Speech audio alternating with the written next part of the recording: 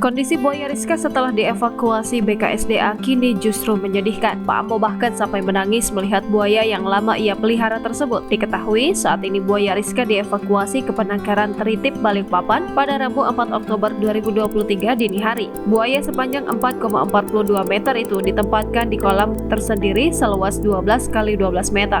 Adapun alasan BKSDA mengevakuasi buaya di Guntung sudah berdasarkan usulan warga. Pertimbangannya adalah keselamatan, karena jangan sampai kejadian pada 8 Agustus 2023 lalu itu kembali terulang. Dari catatan BKSDA Kaltim, juga terdapat 4 buaya yang beresiko. Sementara ini sudah ada 2 buaya yang direlokasi. Baru-baru ini Pak Ambo mengunggah momen saat mengunjungi buaya Rizka di tempat penangkaran barunya.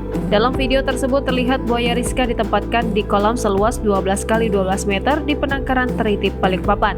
Tampak Pak Ambo memegang potongan ayam yang diberi ke buaya Rizka.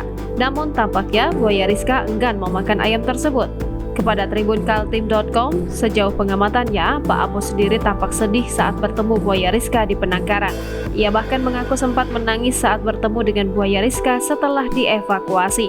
Dari awal datang itu juga sedih, menangis, terus hari ini juga sedih, nangis pas ketemu buaya Rizka, ujar Pak Ambo. Sementara menurut manajer operasional penangkaran Teritip Balikpapan, Arif Anggoro, buaya Rizka sempat mengamuk sebelum dibongkar dari truk pengangkut. Namun setelah diturunkan, buaya tersebut nampak jinak. Kemungkinan stres selama perjalanan. Pas masih perjalanan, saya tanya sama sopirnya banyak bergerak, jadi agak lambat perjalanan dari Bontang ke Balikpapan, ujar Arif pada Kamis 5 Oktober 2023. Menurut Arif, Pak Ambo direncanakan akan menunggu selama 3 hari di Balikpapan. Dalam rentang waktu tersebut, Pak Ambo bakal berkunjung ke penangkaran Teritip tiap hari. Mungkin bakal setiap hari ke penangkaran, tapi yang penting dalam pengawasan BKSDA, ujar Arif. Download Tribun X sekarang, menghadirkan lokal menjadi Indonesia.